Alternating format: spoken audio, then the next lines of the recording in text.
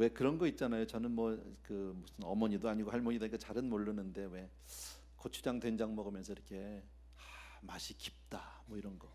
예. 꼭 우리 박 목사님 통해서 지난 금요일 날부터 우리에게 말씀을 주시는데 정말 깊어요. 예, 너무 좋아요. 그동안에 못 오신 분들은 무슨 사정이 있어서 못 왔는지는 모르겠지만 꼭 들어주셔야 돼요. 그리고 이미 들은 분들도 CD를 또 들으세요. 예, 몇 번씩 들으세요. 잘 새기세요. 우리 오늘 1부도 그렇고 2부도 그렇고 얼마나 좋았는지 몰라요. 예, 너무너무 좋았어요. 예, 그래서 정말 목사님 통해서 우리가 깊은 은혜 받게 된 게 너무너무 감사드리고요. 이제 오늘 이제 마지막 말씀이 됩니다. 베드로후서 1장 1절에서부터 11절. 베드로후서 1장 1절에서부터 11절. 제가 그냥 읽을 테니까요. 여러분들은 눈으로 귀로 같이 읽어주시면 좋겠어요. 예수 그리스도의 종이며 사도인 시몬 베드로는 우리 하나님과 구주 예수 그리스도의 의를 힘입어 동일하게 보배로운 믿음을 우리와 함께 받은 자들에게 편지하노니 하나님과 우리 주 예수를 알므로 은혜와 평강이 너에게 더욱 많을지어다. 그의 신기한 능력으로 생명과 경건에 속한 모든 것을 우리에게 주셨으니 이는 자기의 영광과 덕으로서 우리를 부르신 이를 알므로 말미암음이라. 이로써 그 보배롭고 지극히 큰 약속을 우리에게 주사 이 약속으로 말미암아 너희가 정욕 때문에 세상에서 썩어질 것을 피하여 신성한 성품에 참여하는 자가 되게 하려 하셨느니라. 그러므로 너희가 더욱 힘써 너희 믿음의 덕을 덕의 지식을, 지식의 절제를, 절제의 인내를, 인내의 경건을, 경건의 형제 우애를, 형제 우애의 사랑을 더하라.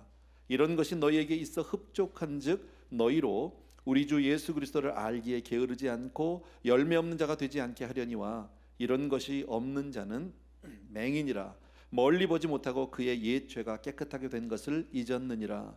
그러므로 형제들아 더욱 힘써 너희 부르심과 택하심을 굳게 하라.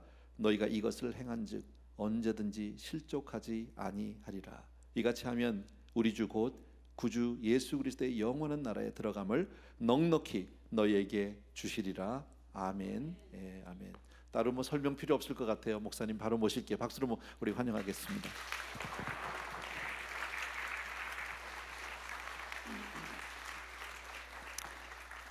감사합니다. 다시 한번 기도하겠습니다.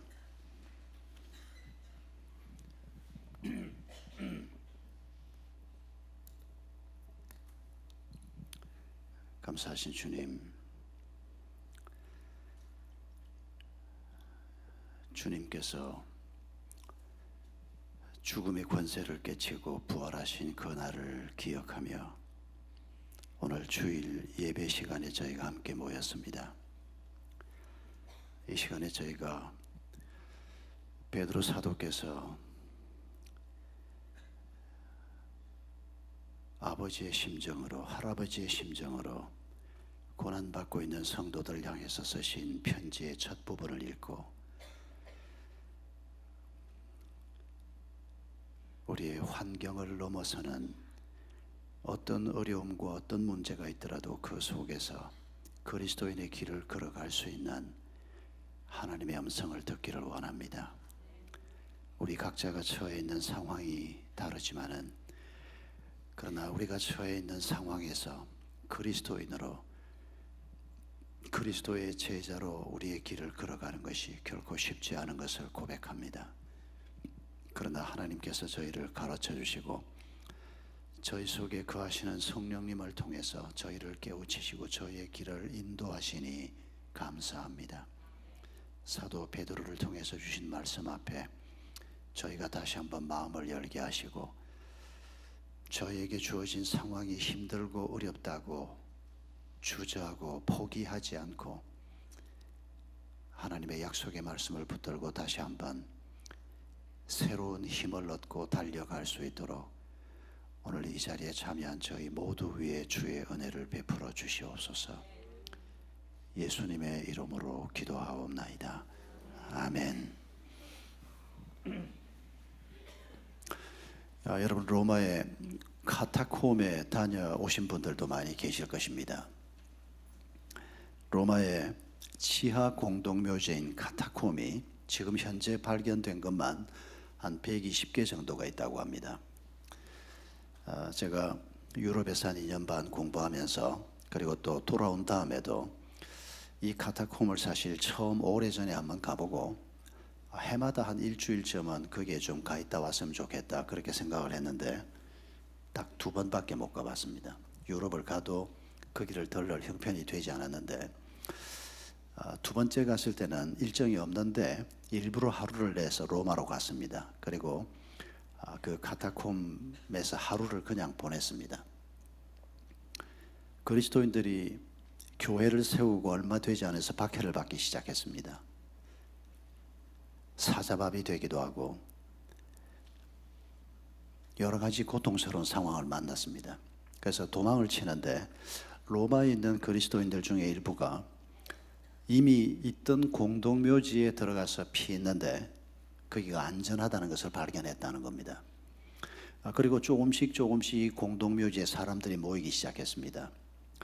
처음 거기를 방문했을 때 안내자가 해주던 설명을 참 잊을 수가 없습니다. 그 사람이 크리스찬인 것 같긴 했지만은 하나님이 허락하신 기가 막힌 피난처였다는 겁니다. 공동묘지니까 사람들이 잘 오려고 하지 않습니다.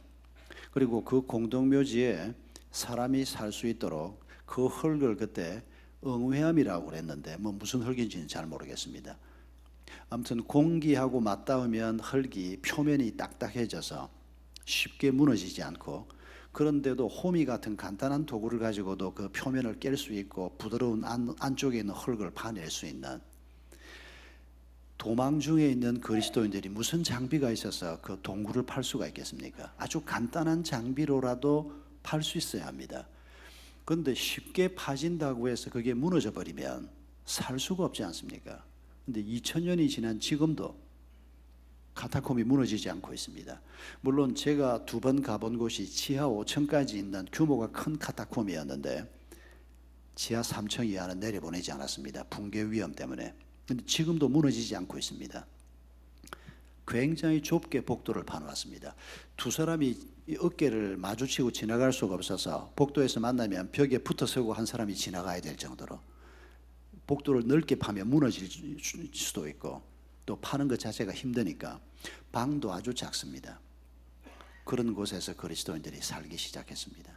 예수 때문에, 복음 때문에 그런 곳에 숨어 살았는데 아마 처음 피난 가서 그곳에서 삶을 시작했던 분들은 얼마 있지 않아서 이 모든 것이 끝날 것이라고 생각하지 않았나 싶습니다. 초기의 그리스도인들 중에는 자기들 살아생전에 예수님이 재림할 것이라고 믿었던 분들도 있었습니다. 그런데 그곳에서 부모 장례를 치르고 결혼을 하고 자식을 낳고 자기도 거기에서 장례를 치러야 할 줄 몰랐을 겁니다. 300년 가까운 세월을 살았던 것 같습니다. 4세기 초에 로마의 콘스탄티누 황제가 밀라노 칙령을 발표해서 기독교를 인정할 때까지 그들은 그런 삶을 살아야 했습니다. 예수를 믿는 것 때문에 기본적인 생활이 불가능했습니다. 그저 장사나 해야 하고 장사하는 것이 하찮은 직업이어서가 아니고 정상적인 사회생활을 할 수가 없었습니다. 학교에 갈 수도 없고 관직으로 갈 수도 없고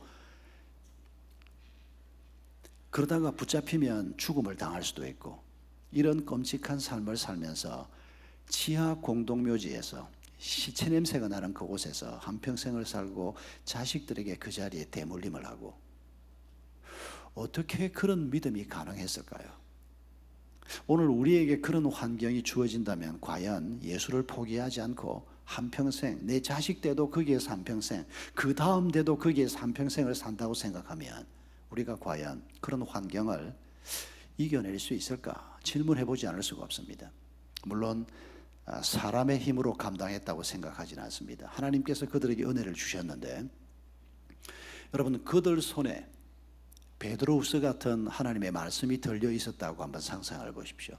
베드로후서만 있었던 것은 아닙니다. 신약 말씀이 이미 그들에게 기록으로 복사해서 옮겨지고 해서 그들 손에 있었습니다만은 특별히 사도 베드로께서 이분이 바로 로마에서 얼마 후에 이 편지를 쓰신 후에 순교하지 않습니까? 그리고 고난받고 있는 성도들을 보면서 이 편지를 썼습니다. 그 고난 속에서 그 고난을, 그 환경을 이겨내라는 것입니다. 특히 우리가 읽은 이 앞부분의 말씀에서 어떻게 하면 우리가 고난을 이기고 환경을 이기고 우리를 둘러싸고 있는 모든 것들을 믿음으로 극복해낼 수 있는 하나님의 사람이 될 수 있는가? 바로 그런 가르침을 우리에게 주고 있습니다. 사도 베드로가 편지를 이렇게 시작합니다. 우리하고 동일하게, 사도들과 동일하게 보배로운 믿음을 받은 자들에게 편지한다라고 말합니다. 예수 그리스도의 십자가의 은혜를 믿는 것은 참 놀라운 일입니다. 아직도 이 믿음을 갖지 못한 분은 빨리 그 믿음을 갖기를 바랍니다. 이 믿음을 가진 여러분, 어쩌다가 이런 믿음을 갖게 됐습니까? 어떻게 예수 그리스도의 2000년 전 십자가의 죽음이 내 죄값을 치르는 죽음이라는 것을 어떻게 믿게 됐습니까? 참 이건 몸속에 암이 온몸에 퍼져 있다가 깨끗이 없어지는 것과 비교해도 제 생각에는 더 비교가 되지 않는, 그렇게 믿겨지지 않던 예수 그리스도의 십자가, 그 십자가를 믿게 되고 그 믿음을 하나님 우리에게 선물로 주신 것을 생각할 때 베드로가 지금 보배로운 믿음이다라고 표현하고 있는 이 말이 부족할 정도입니다. 이 작은 믿음 하나 때문에 유한한 존재인 우리가 무한한 하나님의 세계로 우리가 연결이 됐습니다. 이 보잘것없는 우리가 모든 것을 지으시고 다스리는 창조주 하나님을 아빠라고 부르는 자리에 우리가 부름을 받았습니다. 이 보배로운 믿음 하나 때문에 우리가 이 세상을 살면서 어떤 환경도 이겨낼 수 있는, 죽음조차도 이겨낼 수 있는 이런 놀라운 약속의 말씀을 우리가 지금 받고 이 길을 가고 있다는 사실을 기억하십시다. 그런데 이런 보배로운 믿음을 가지고 있는데도 불구하고 예수를 주로 믿는다고 해서 저절로 우리가 정직해지는 게 아닙니다. 예수를 주로 믿는다고 해서 엄란이 우리 마음속에서 지워지는 게 아닙니다. 예수를 주로 고백하는 너무도 분명한 믿음이 있는데도 불구하고 우리 속에 연약함이 있고 죄가 있고 우리를 둘러싸고 있는 환경은 너무도 악합니다. 이런 속에서 어떻게 우리가 그리스도인의 길을 갈 수 있을까? 사도 베드로께서 5절, 6절, 7절 말씀에서 아주 중요한 가르침을 주고 있습니다. 5, 6, 7절을 우리가 생각하기 전에 8절, 9절을 먼저 봅니다.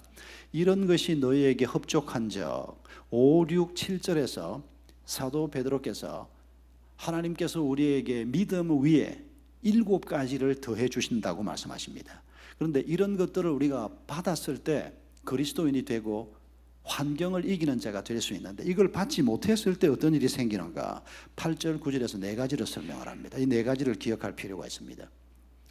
첫째는 8절에서 이런 것이 우리에게 흡족하게 있을 때 주 예수 그리스도를 알기에 게으른 자가 되지 않는다는 겁니다.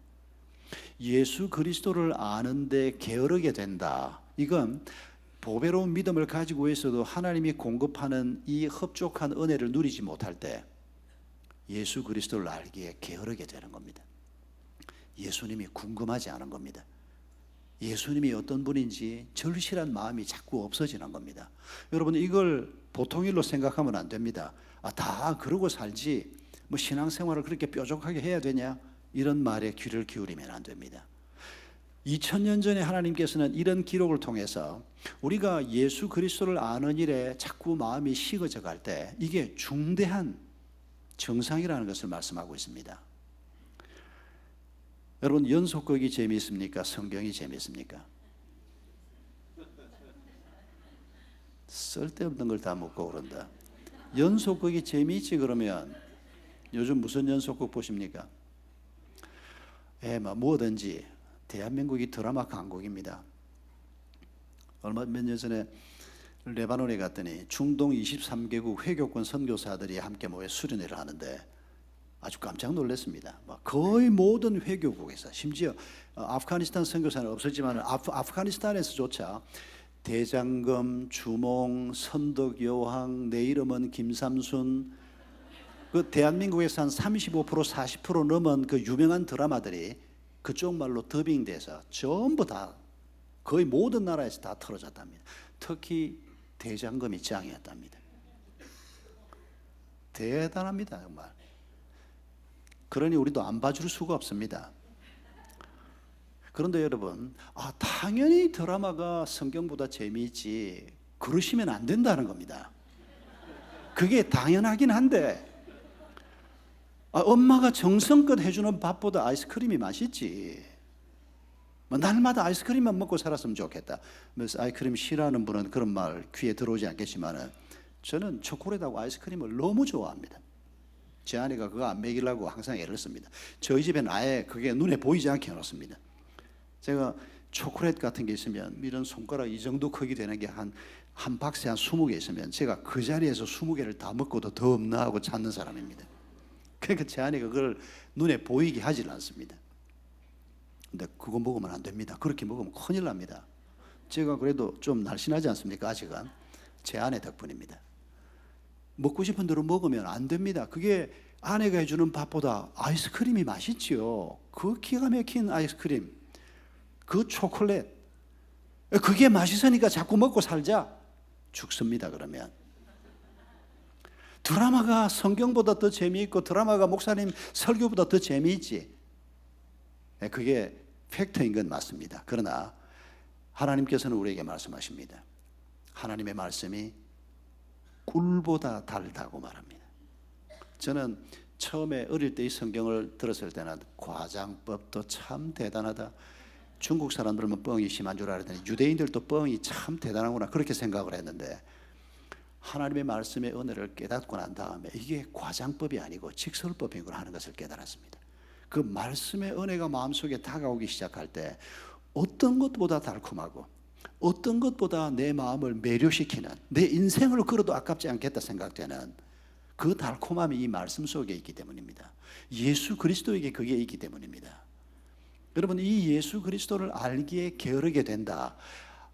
자연스럽지 그렇게 생각하면 죽는 겁니다. 영적으로 죽을 수밖에 없습니다.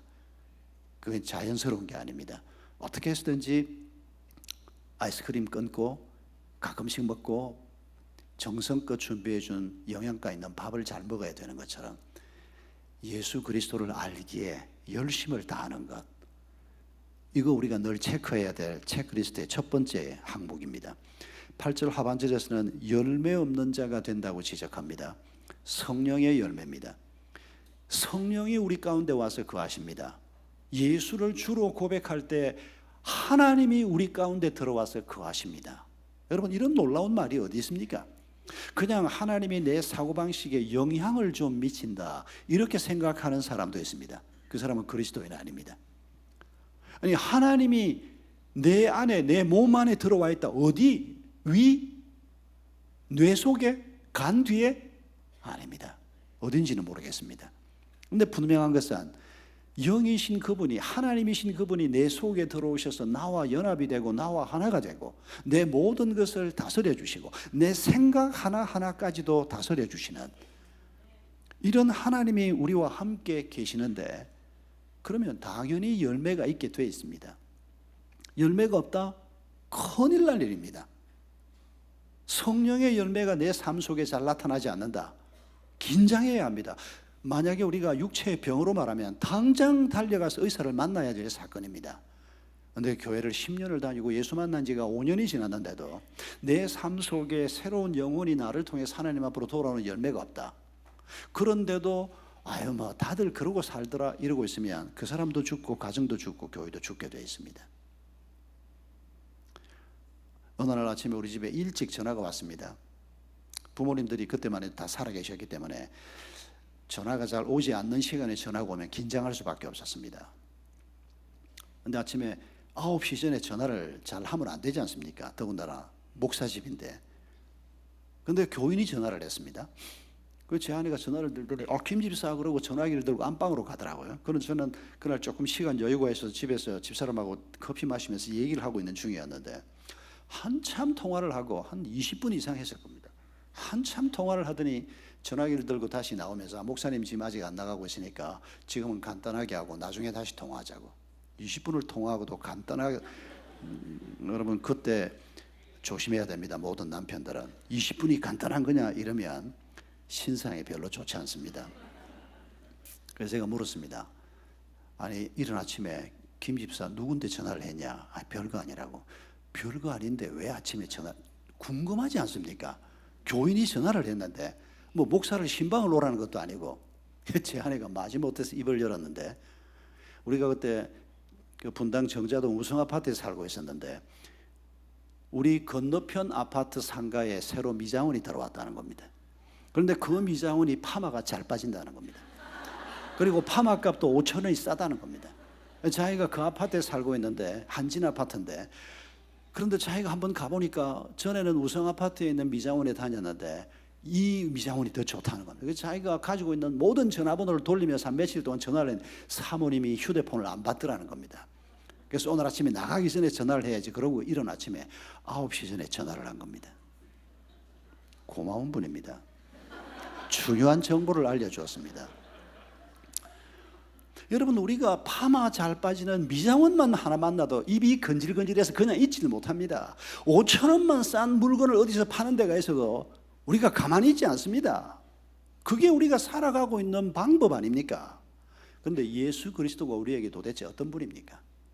파마 잘 빠지는 미장원만도 못해서 1년이 지나도록 고통받고 있는 내 친구에게 예수를 한번 만나봐라. 그 말이 내 입에서 안 나온다면 예수 그리스도는 내게 도대체 어떤 분입니까?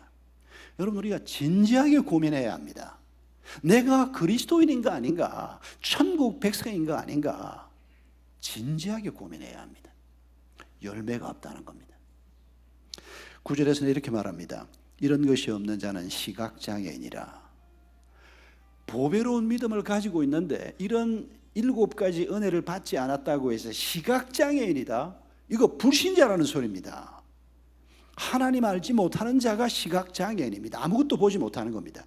하나님이 계시는지 안 계시는지, 인간이 어떻게 살면 행복해지는지, 인간이 어떤 길로 걸어가야 하는지 아무것도 보지 못하는 자들이 불신자입니다. 그런데 지금 베드로는 말하기를 보배로운 믿음을 가지고 있는데도 하나님이 공급하시는 이런 것들을 얻으면 환경도 이기고 능력 있고 지혜롭고 기쁨의 삶을 살 수 있는데 이런 걸 얻지 못하면 보배로운 믿음을 가지고 있는데도 불신자나 다름없는 자로 살게 된다는 겁니다.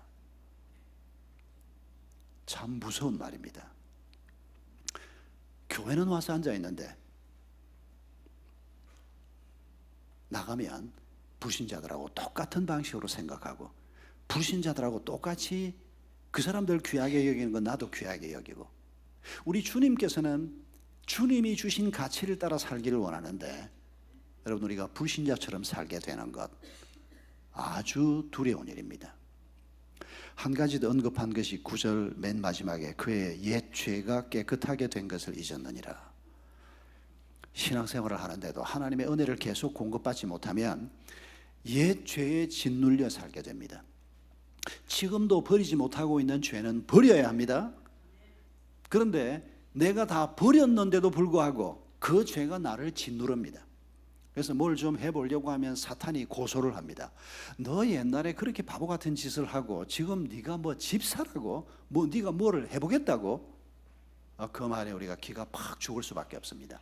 사탄이 거짓말을 하기도 하지만은 사탄은 진짜를 가지고 옛날 일을 덜 추원해서 우리 기죽이는 데는 선수입니다. 그래서 못한다는 겁니다.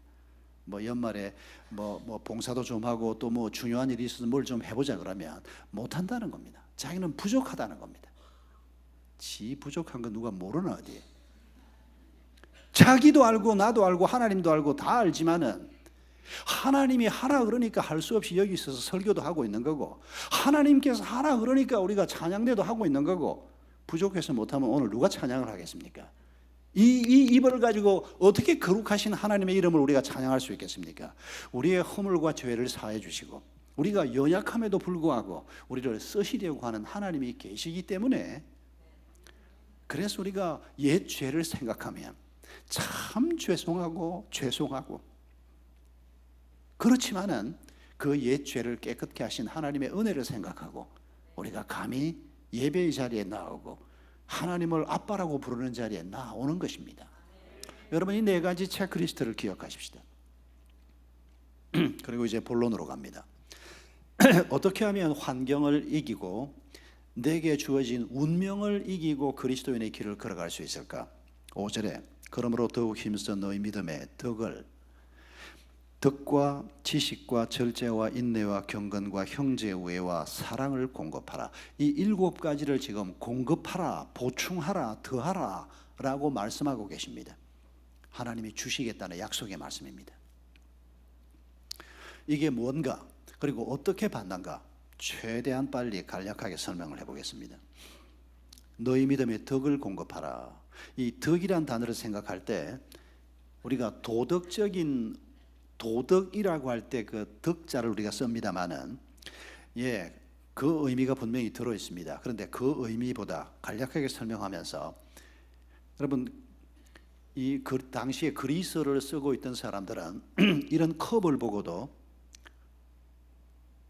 이 컵을 덕스럽다 그렇게 말했습니다. 우리 한국말에는 이런 말이 없습니다. 언제 컵을 덕스럽다고 얘기하는 거 하니까 이 컵을 만든 사람이 이 컵을 만들 때 목적대로 이 컵이 잘 쓰여지고 있으면 이 컵을 덕스럽다. 그 당시 헬라인들은 그렇게 표현했습니다. 하나님께서 우리에게 덕을 공급하겠다. 탁월함입니다, 사실은. 그런데 그 탁월함이 무엇에서 오는 거 하니까 나를 지으신 하나님의 목적에 따라서 내 삶의 길이 가고 있으면 덕스럽다고 하는 겁니다. 바로 거기에 탁월함이 있는 겁니다.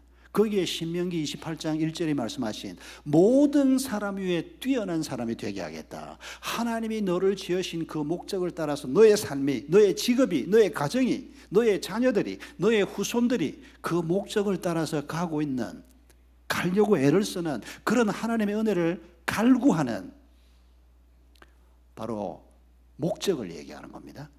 우리가 하나님이 왜 나를 사람으로 지으셨는가? 왜 나를 하나님께서 남자로, 왜 저 사람은 여자로 지으셨나? 왜 한국 사람인데 내가 한국 땅에 살지 않고 미국 땅에 와서 살고 있나? 하나님이 주신 목적을 잘 발견하시기 바랍니다.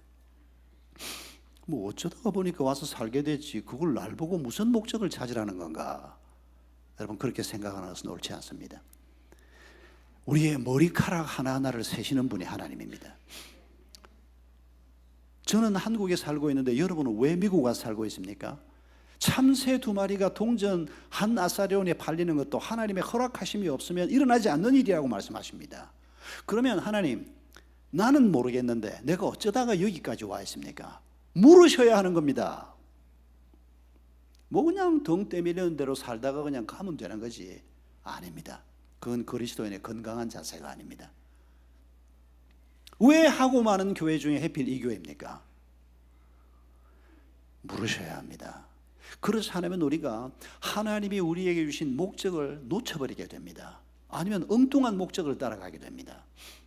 하나님은 우리에게 답하십니다. 아니면 내가 뭐 어쩌다가 오게 된 교회, 목사님 설교가 좋아서 교회 분위기가 좋아서 왔지만은, 그러나 하나님이 나를 이곳에 보내신 목적이 뭔가를 고민하지 않는 전형적인 그리스도인들의 태도가 뭔가 하니까 조그마한 일만 생겨도 삐칩니다. 그냥 우리가 다 삐치지요. 하나님에게도 삐치고. 하나님에 대한 섭섭병, 이게 참 무섭습니다. 그런데 이걸 극복을 못하고 김 집사 꼴보기 싫으면, 김 집사 여러분 제가 그냥 김 집사라고 하는 겁니다. 꼴보기 싫은 김 집사가 하나 있으면, 아유 내가 이 꼴 저 꼴 안 보고 교회가 여기밖에 없나, 내가 그냥 가면 되지. 가보지. 거기는 김 집사가 한 서너 선 더 기다리고 있을걸요. 내 속의 문제가 해결되지 않고 있는데 어디를 간들 문제가 해결이 됩니까? 여러분, 하나님께서 내게 그 사건을 허락하시고, 내게 그런 부모를 허락하시고, 그런 조국을 허락하시고, 내게 그 상황을 허락하셨던, 심지어 과거의 내 아픔까지도 그런 일을 내게 허용하셨던 하나님의 뜻이 있는 것을 잊지 마시기 바랍니다. 우리가 이런 하나님의 목적을 구하고 묻고, 그리고 하나님이 주신 보배로운 믿음 위에 이런 목적에 대한 바른 깨달음이 있을 때 우리의 삶은 빛이 나기 시작할 것입니다. 이 목적을 어떻게 발견합니까? 그 다음에 나오는 것이 앞에 나오는 것에 답이 되는 것을 볼 수 있습니다. 덕의 지식을 공급하라고 말합니다. 우리가 배워야 할 지식이 굉장히 많습니다. 그러나 가장 중요한, 가장 근본이 되는 지식이 무엇입니까? 하나님을 아는 지식입니다. 하나님을 아는 지식이 없으면 우리가 가지고 있는 모든 지식은 빛바랜 신문지 같이 되고 말 것입니다. 하나님을 몰라도 사람이 어떻게 하면 행복하게 살 수 있나 알아야 됩니다. 하나님을 몰라도, 하나님을 아는 지식이 없어도 어떻게 하면 그래도 인간이 좀 위생적으로 살고 행복하게 살고 관계를 잘 맺고 사나 배워야 합니다. 그러나 조금 삐뚤어지게 우리가 생각을 해보면 하나님도 모르는 게 잘 먹고 살면 뭐합니까? 죄만 짓고 살 건데. 여러분, 이 말은 은혜 받지 마십시오. 틀린 말입니다.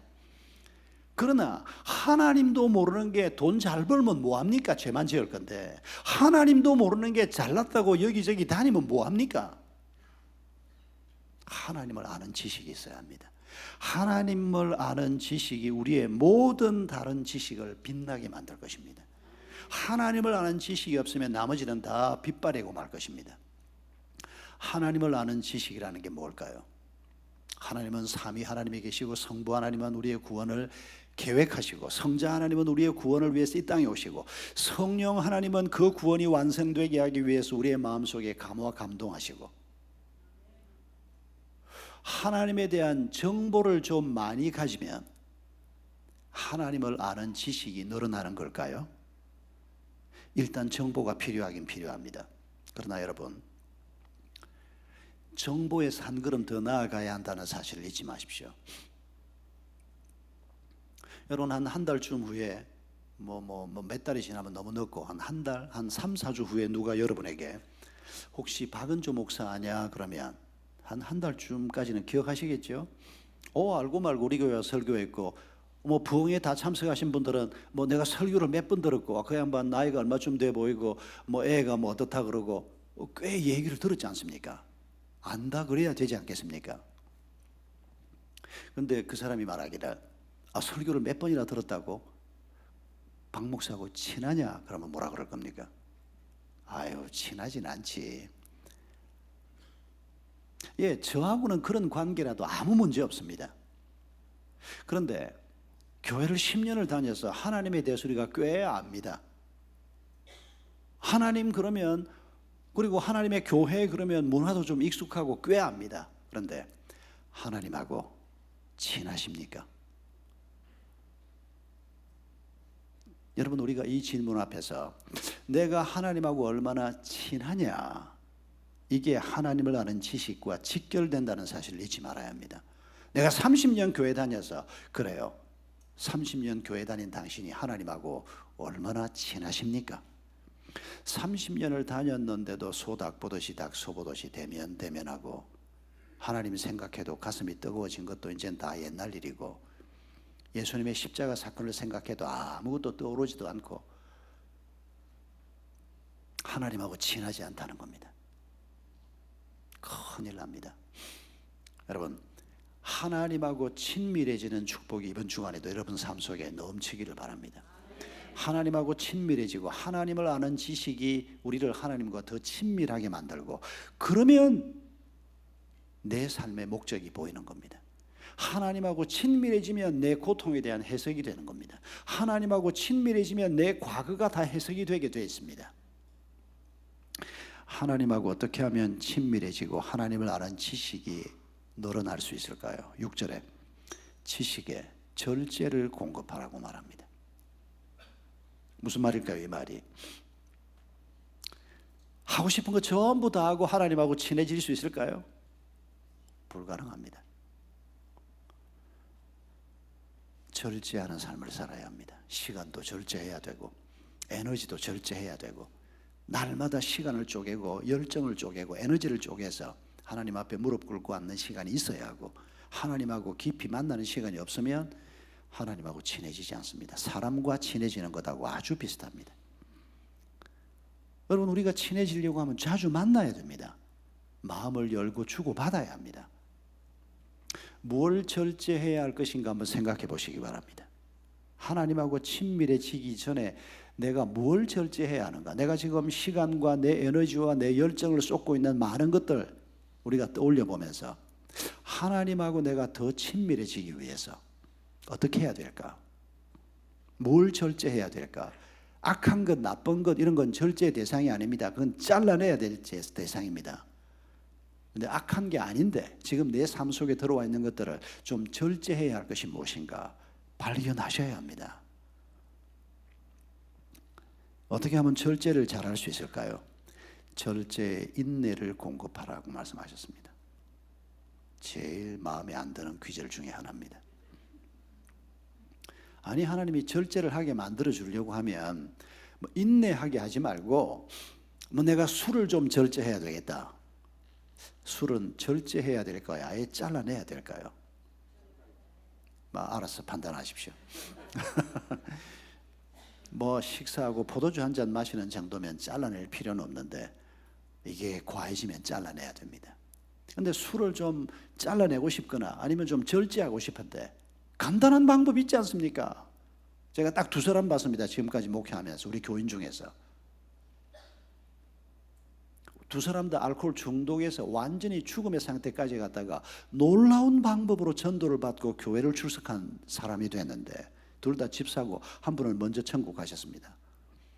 그런데 이분들이 예수 믿고 난 다음에 다시 술을 초상집에 가서 하도 한 잔 해보라고 그래서 한 잔 딱 마셨는데 구토가 나서 도저히 술을 마실 수가 없었던 우리 이 집사 김 집사 얘기입니다. 우리 그 김 집사는 강남구청의 청소부였습니다. 근데 하나님이 그를 놀랍게 부르셨습니다. 여러분, 술을 좀 끊고 싶은 사람에게 술을 냄새만 맡아도 구토 증세가 나오게 만들어주면 뭐 인내할 것도 없이 그냥 자연스럽게 술을 끊을 수 있지 않겠습니까? 뭐 죄를 보면 그냥 탁 꼴도 배기 싫게 그냥. 그런데 죄가 얼마나 세련되고 얼마나 근사하고 얼마나 멋있게 다가오는지 모릅니다. 여러분, 하나님께서는 우리에게 인내하는 법을 가르치겠다고 얘기합니다. 마음에는 안 들지만 배워야 됩니다. 인내 말고 하나님 손오공 머리에 씌워준 태처럼 그냥 뭘 하나 쓰게 해주면 내가 나쁜 말만 입에 나오면 태가 좀 조이든지 소리가 좀 들리든지. 근데 하나님이 그런 방법을 하나님이 좋아하시질 않습니다. 그리고 결국은 우리에게도 그 방법보다 더 좋은 방법이 우리의 인격을 훈련하는 인내하는 이 훈련이야말로 우리에게 가장 큰 축복이기 때문에 주님께서 우리를 인내하게 하려고 합니다. 그래서 절제를 잘하기 위해서 하나님이 우리를 인내의 과정에 집어넣고 날마다 인내하는 자로 훈련시키고자 하는 이 은혜를 우리가 잊지 말아야 합니다. 이 하나님의 방법을 생각하면 많은 것들이 해석이 됩니다. 꼴보기 싫은 김 집사가 왜 내 앞에 있는가? 참 좋은 교사입니다. 그분이 나 때문에 수고하고 있는 거 잊지 마십시오. 나를 훈련시키기 위해서 하나님께서 그 상황을 허락하신 것은 하나님이 없어도 될 상황을 만들었다 그런 말을 하는 거 아닙니다. 인간들이 그런 상황을 만듭니다. 그러나 하나님께서 그 상황에서 그 상황을 사용해서 나를 인내하는 자가 되도록 은혜를 베푸시는 경우를 우리가 자주 보게 되는 것입니다. 어떻게 하면 잘 인내할 수 있을까요? 인내의 경건을 공급하라고 말씀하십니다. 경건이 뭡니까? 내가 하나님 앞에 사는 자다라고 하는 의식을 가지고 사는 삶의 태도를 경건이라고 얘기합니다. 어떤 사람이 잘 인내할 수 있을까요? 몸이 튼튼한 사람, 공수부대 갔다 온 사람. 한국에 공수부대라는 특전단이 있습니다. 그런 사람들이 어떤 건 좀 더 잘 인내할 수 있습니다. 그런데 공수부대 갔다 오고 운동을 해서 그냥 근육이 그냥 아주 탄탄한 이런 사람이라도 돈보따리가 하나 눈앞에 있는데 먹으면 안 되는 돈입니다. 잘못된 돈입니다. 이 돈을 먹어야 되나 말아야 되나 공수부대 훈련에 얼마나 도움이 될까요? 여러분, 하나님께서는 우리가 어떨 때 잘 인내할 수 있다고 말하는가? 아무도 몰라.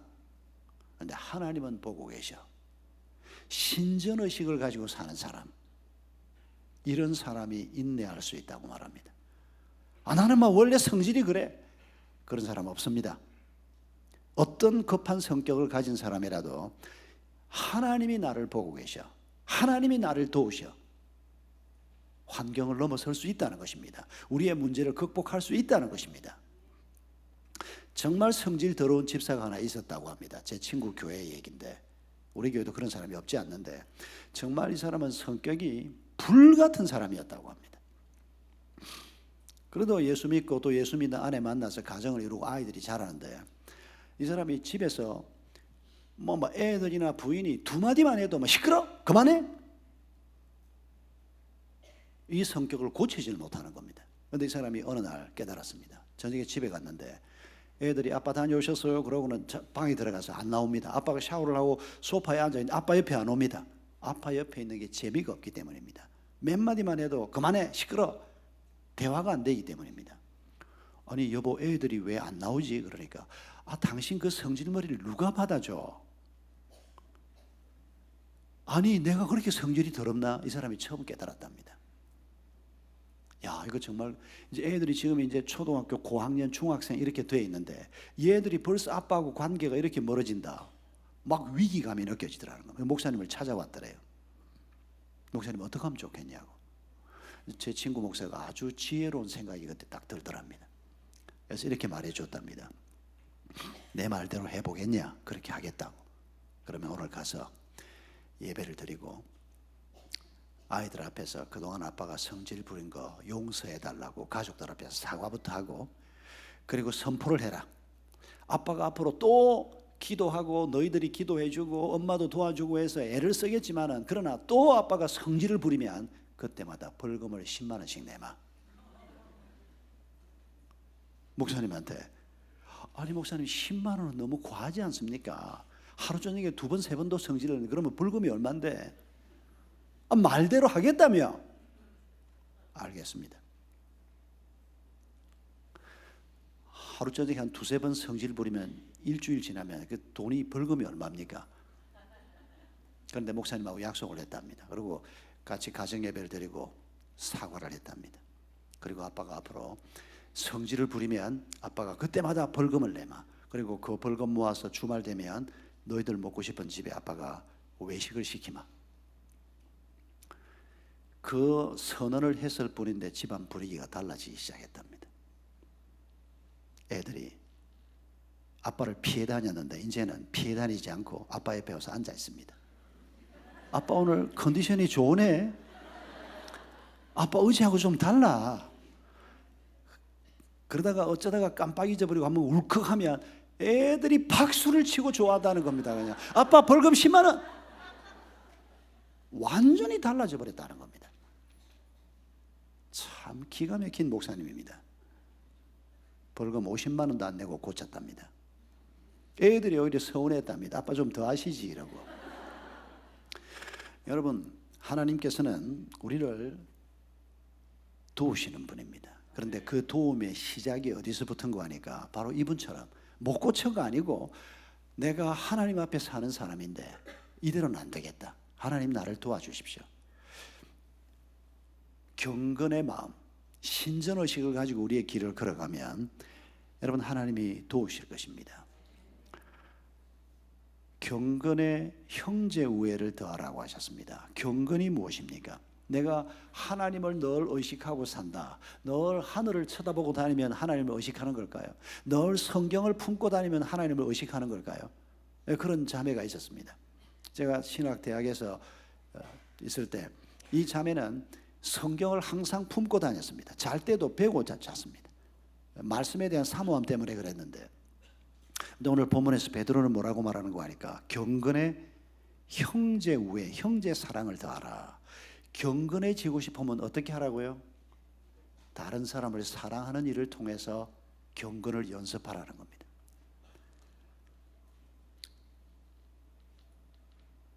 뭐 광고가 나오면 저게 참 저 사람들을 돕는 거구나. 그러면 잊어버리지 말고 정성스럽게 준비를 해보라는 겁니다. 그게 사랑 아닙니까? 그런데 뭐 교회에서 열심히 광고를 하고 아까 목사님이 보니까 거의 뭐 애걸복걸 수준이구만요. 아주 지혜롭게 잘 하셨는데 저희 교회도 이런 행사들이 많이 있습니다. 장애인들을 위해서 뭐 돕고 뭐 바자회, 저희들은 그렇게 표현하는데 1년에 한 몇 차례씩 하는데 이번에도 단기 봉사팀을 위한 바자회를 지금 5월 말에 토요일을 하게 돼 있는데 성도들에게 이런 것처럼 좀 갖다 달라고 부탁을 합니다. 여러분, 형제 사랑의 연습이라는 게 뭡니까? 도움이 필요한 사람이 있구나. 집에 안 쓰고 있는 것, 그런 거 하나 가져오는 그 마음. 여러분, 그 행위를 통해서 우리가 그리스도의 마음을 연습하는 것을 잊지 마십시오. 예배 드리는 시간에 사랑하고 있는다고 해서 사랑의 마음이 우리에게 훈련이 되는 게 아니고, 그것도 조금 되긴 하겠지만은 그보다는 실제적으로 배고픈 사람에게 밥이라도 한 거 사주고 구체적으로 우리가 움직일 때, 그게 여러분 바로 형제 사랑이라는 걸 잊지 마십시오. 그 형제 사랑을 통해서 경건이 연습된다는 걸 잊지 마십시오.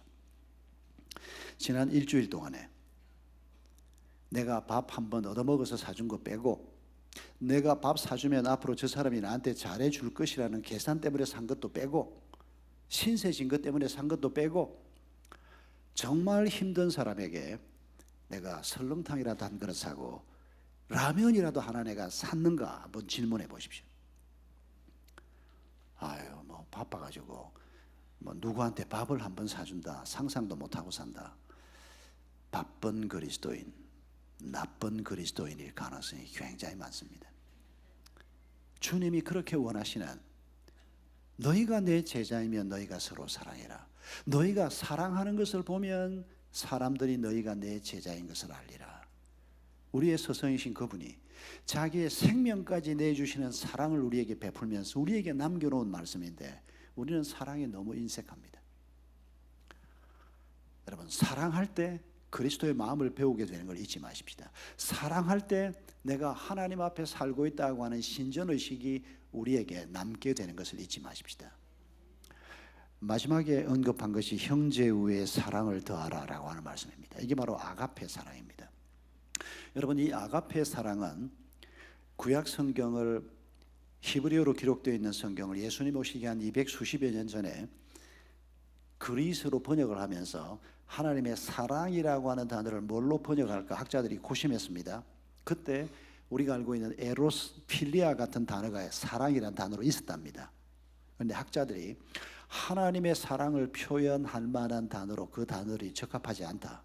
그래서 그때 만든 신조어가 아가페라는 단어랍니다. 오직 하나님의 사랑을 묘사하기 위해서 만든 단어라는 겁니다. 이 사랑을 공급받으라고 지금 하나님이 말씀하십니다. 이 사랑을 우리가 언제 처음 알았습니까? 하나님의 아들이신 그분이 날 위해서 십자가의 길을 가셨다는 사실을 우리가 들을 때, 그게 하나님의 사랑이라는 것을 처음 배우게 됩니다. 그 사랑이 날 위한 사랑이었다는 것을 내가 마음으로 받아들일 때 우리가 그 사랑을 갖게 되는 겁니다. 근데 하나님의 사랑은 그렇게 한번 임하고 끝나는 게 아니고 날마다 우리에게 공급됩니다. 날마다 우리에게 아침에 해가 떠오르게 하신 하나님을 볼 때도 하나님의 사랑이 감사하고, 꽃 한 송이를 봐도 하나님께서 이 부족한 나를 위해서 이 꽃을 피워 놓으셨구나, 하나님께서 내 가족을 주셨구나, 하나님께서 내 교회를 주셨구나, 심지어는 뭐 시원찮은 것들을 봐도 우리가 하나님 앞에 늘 하나님의 사랑을 기억하고 사는, 그래서 그분의 사랑이 끊임없이 공급되는 곳, 여기가 출발점입니다. 사실은 날마다 우리가 이렇게 하나님의 사랑을 느끼면서 살면 다른 사람을 사랑할 수 있는 힘이 생기게 됩니다. 다른 사람을 사랑하는 사람으로 내가 한 걸음 한 걸음 걸어가면 내 삶이 하나님 앞에서 사는 삶이라는 신전의식, 경건이 우리에게 자연스럽게 쌓이게 됩니다. 이 신전의식을 가지고 살 때 인내가 우리 속에 자라게 되고, 인내를 통해서 우리가 절제할 수 있게 되고, 절제하면서 살 때 우리가 하나님과 친밀한 자가 될 수 있습니다. 그리고 하나님과 친밀해지면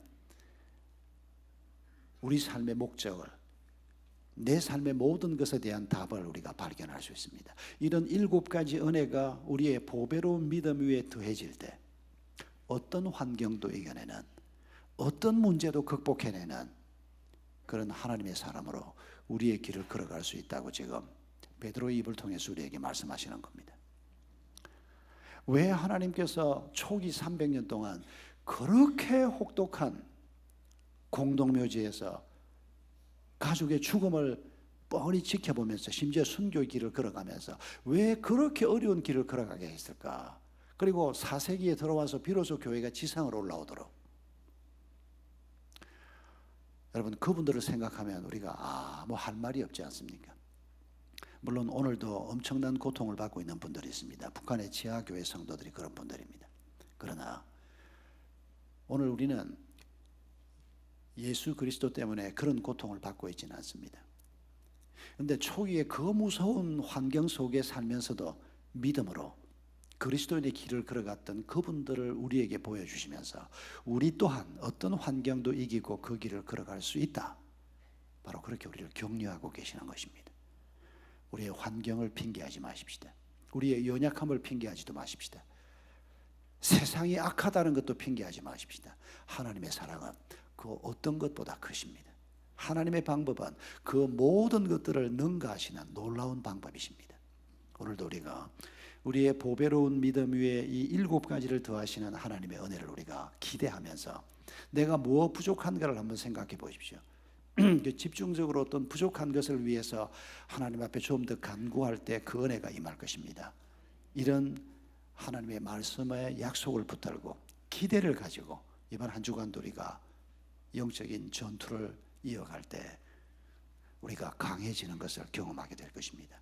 극복하지 못했던 것들을 넘어서게 되는 것을 우리가 우리의 삶의 자리에서 볼 수 있게 될 것입니다. 이런 축복이 이번 주간에 여러분의 삶에, 여러분의 가정에 넘치기를 주의 이름으로 축복합니다. 우리 1분만 함께 기도하십시다. 하나님께서 어떤 환경도 이길 수 있는 믿음의 길을 걸어갈 수 있도록 우리에게 놀라운 말씀을 주셨습니다. 하나님 앞에 감사하고 성령께서 우리를 이 길로 인도해 주시도록 도움을 간구하십시다. 우리 함께 기도하겠습니다. 자비하신 아버지 하나님 감사합니다. 오 주님이여, 보배로운 믿음 위에 7가지 주의 은혜를 베풀어 주셔서 믿음의 길을 걸어가게 해 주시옵소서.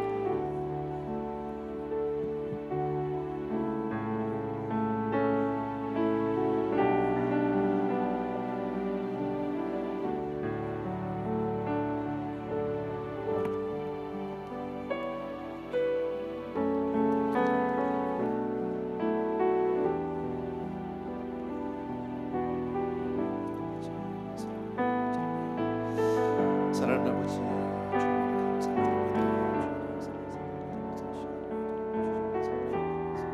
그렇게 살아가는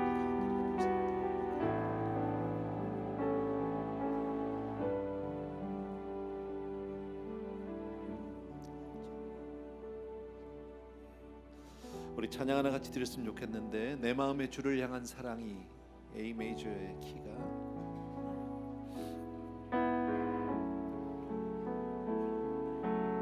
가사 좀 부탁드릴게요. 내 마음의 주를 향한 사랑이 우리 둘, 셋. 맞아요?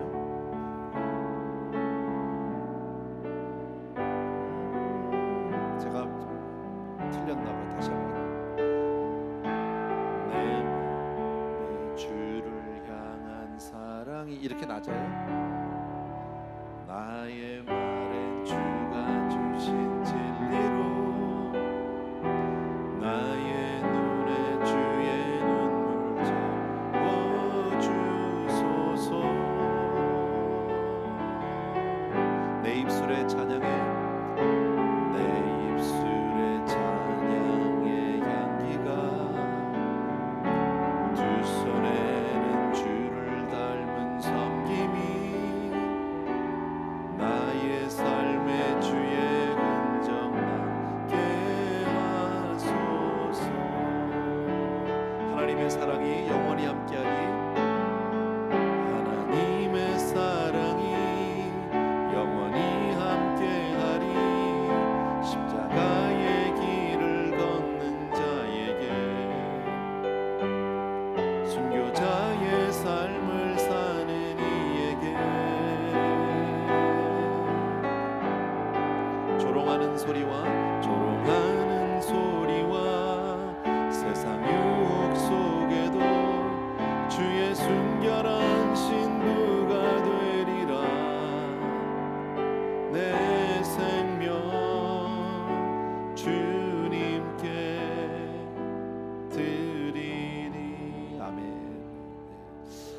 많이 부를 수 있도록 반주해줘서 너무 고맙네. 우리 잘했어 일어나셔서요. 우리 다시 한 번만 우리 키를 좀 바꿔주시면 좋겠는데. 내 마음의 주를 향한 사랑이, 이건 너무 높을 것 같은데. 나의 말은 주가 주신 진리로 나의 눈에 주의 눈물 채워주소서.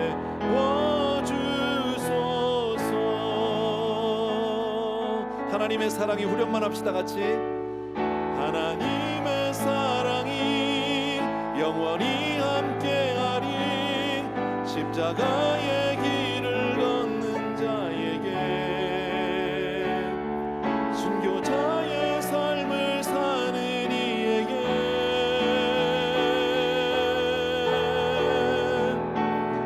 조롱하는 소리와 세상 유혹 속에도 주의 순결한 신부가 되리라. 내 생명 주님께 드리리.